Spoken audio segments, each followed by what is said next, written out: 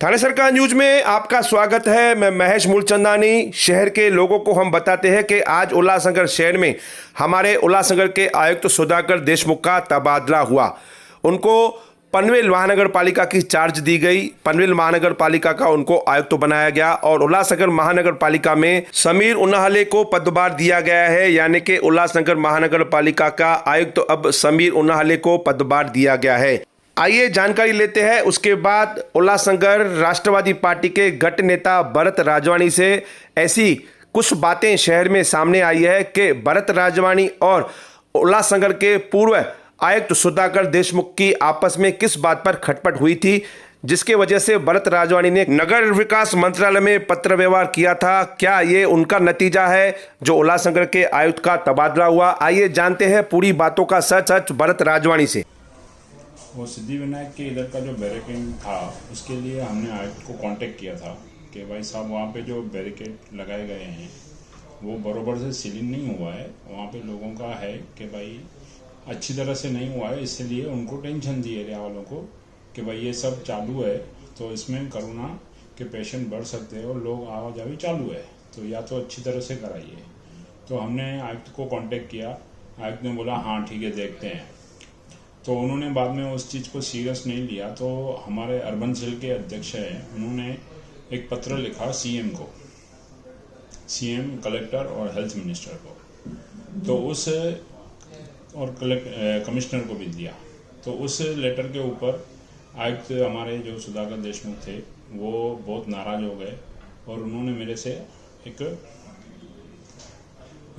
समझो एक धमकी भरा मुझे दम दिया कि आप जिस तरह से आप ये कर रहे हो ये गलत है और अगर इस तरह से करते रहोगे तो मैं आपको कानूनी पचड़ों में उलझा डालूंगा और इतना उलझाऊंगा कि आप निकल नहीं पाओगे। तो मैंने बोला साहब मैं तो हम लोग जो मुद्दे उठा रहे हैं वो शहर हित के उठा रहे हैं, इसमें हमारा कोई ये नहीं है।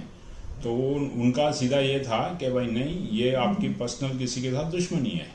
तो मैं बोला साहब आप जगह पे आइए, आप आके खुद विजिट कीजिए तो आपको अंदाजा आएगा कि बरोबर है या नहीं है।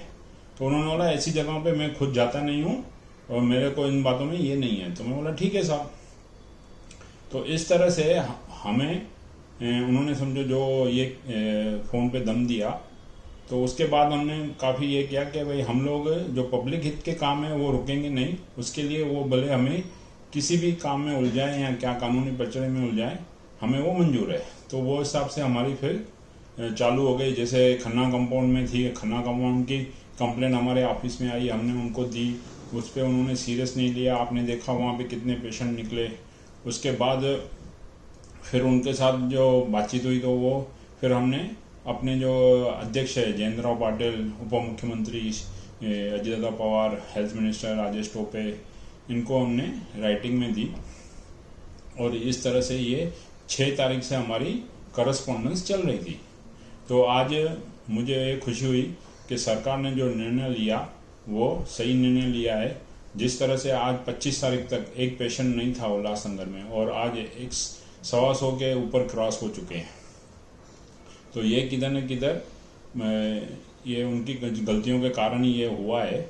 इससे हमें बहुत खुशी हुई कि कम से कम अभी उल्लासनगर सुरक्षित हाथों में आया है। जो हमारे समीर उन्हाले साहब है वो पहले भी उल्लासनगर में काम करके गए और उन्हें ये पता भी है कि यहाँ पे किस तरह से काम होता है। और वो खुद आयुक्त रहते, जिस तरह से उन्होंने मुझे मेल पे जवाब भेजा है उसमें हमारे उल्लासनगर की भी उन्होंने इंसल्ट की है। तो ये हमने सोचा कि भाई ये सहन नहीं करेंगे हम कि हम उल्लासनगर में रहे और हम उल्लासनगर में जो भी आयुक्त आए हुए वो इस तरह से भाषा यूज़ करे। तो हमें इसका भी उन्हें जवाब दिया है, आज ही जवाब दिया है। और आगे फिर अभी जो नए आयुक्त हैं उनसे मिलेंगे इस विषय में।